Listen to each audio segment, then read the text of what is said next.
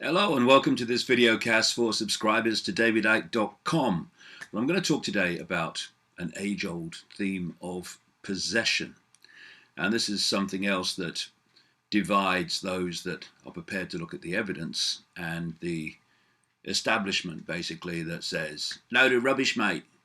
And it's not. Throughout known human history, this theme has prevailed.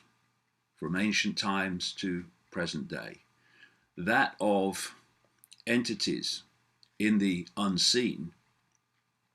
And of course, the unseen to humans is virtually everything that exists, because all that we can decode into a visual world is the most laughably tiny frequency range that scientists call visible light.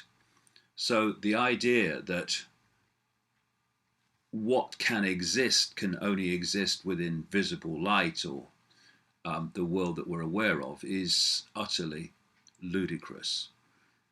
All that exists virtually happens outside of our frequency range.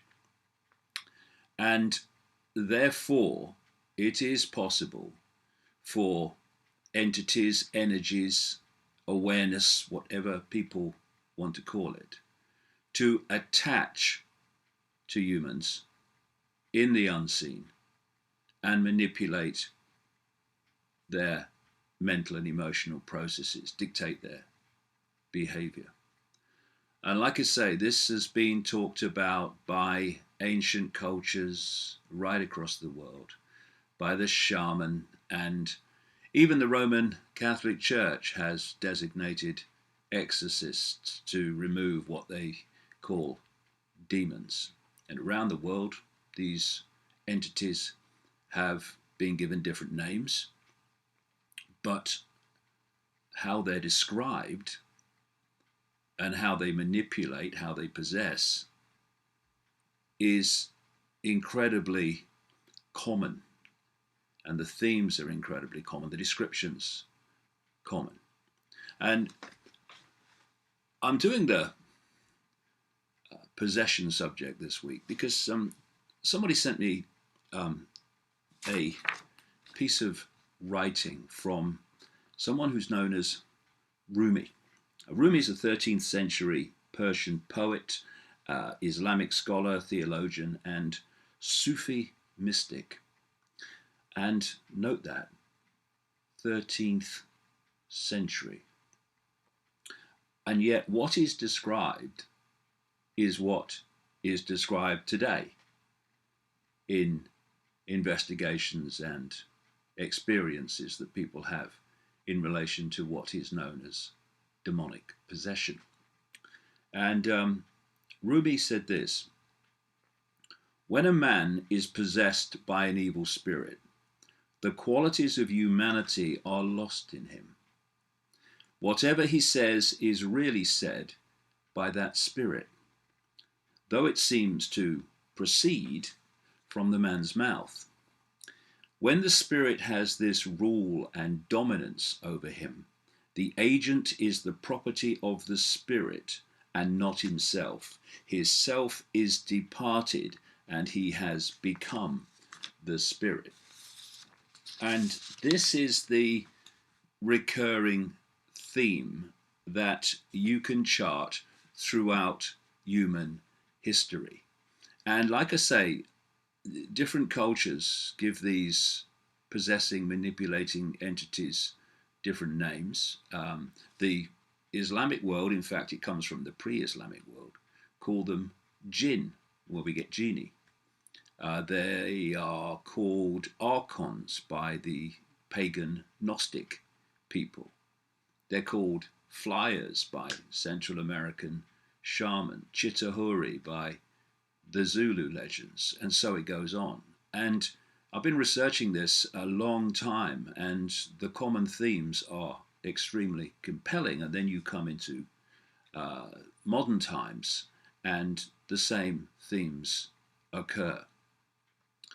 And it's going to have to dawn on people eventually that these entities exist, that the world that we think we see is a tiny, tiny fraction of what exists, and that our reality is being manipulated in many and various ways, not just through direct possession, by entities that we can't see, but certainly impact upon people's mental, emotional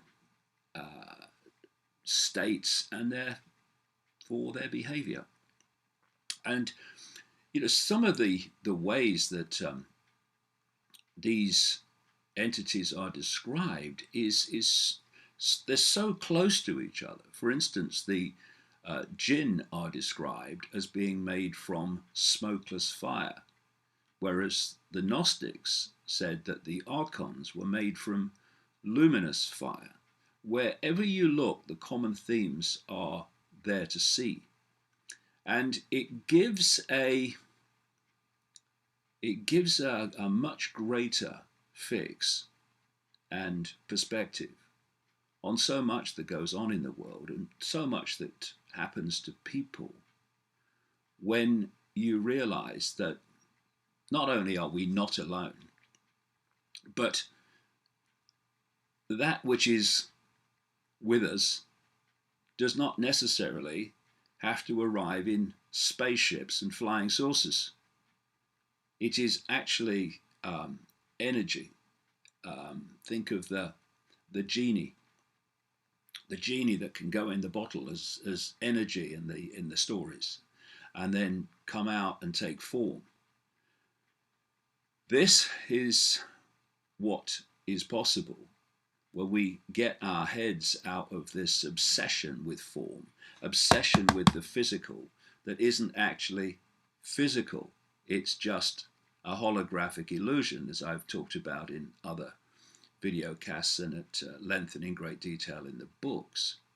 So when we talk about people being possessed, their body is possessed, well, that's not really the case if you take the body to be what you can see, what I would call the hologram. In the unseen, although the unseen to human sight, but it's able to be photographed by technology now, we have a number of energetic fields which go under names like the auric field, which some people who have a greater spectrum of visual possibility, they can see these energetic fields, and like I say, you can photograph them technologically as well. And we call the people that can see them psychics and other names. But that auric field, which interacts with what we perceive as the body and can dictate mental and emotional states,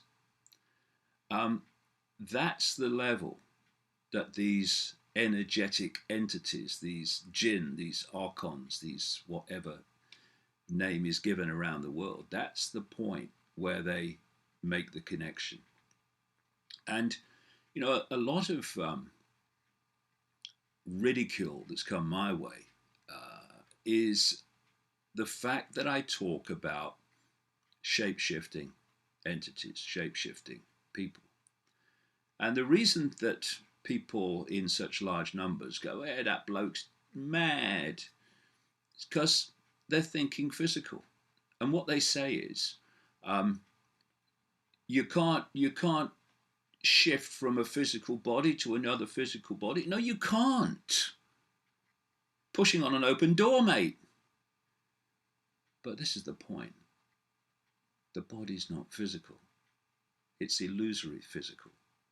It's holographic. It's a projection of energetic fields into us, the unseen. And so if you think of it this way, in terms of possession, for instance,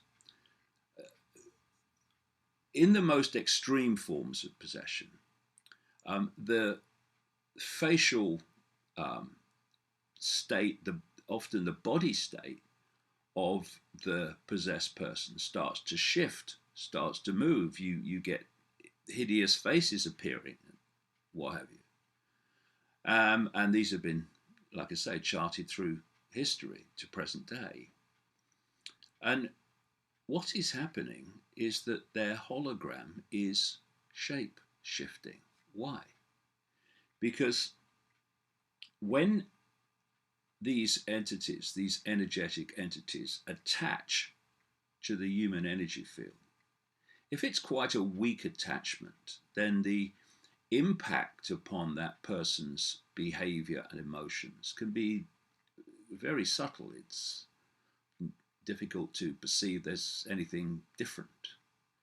But the more that energetic field, in effect an information field of the possessing entity, attaches more powerfully to the target energetic field, then the more the information contained in the possessing field impacts upon the possessed target field.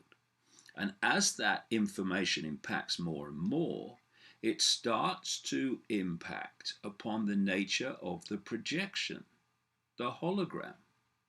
And so suddenly someone looks like they used to look, and in states of more extreme possession, the information in the possessing field starts to change the nature of the hologram. The person, to anyone observing, starts to change. Their face changes. Sometimes even their whole body can change. And what we're looking at, like I say, is shape shifting. And when I talk about people being able to move between one form and another, what's happening is they're moving between one information field and another. And as that information field changes to another, the nature of the holographic projection changes. And to the observer, it appears that a physical body has changed to another type of physical body. It hasn't, because there is no physical body. An information shift has taken place, which means that the projection, the hologram, changes its nature in relation to the information which is influencing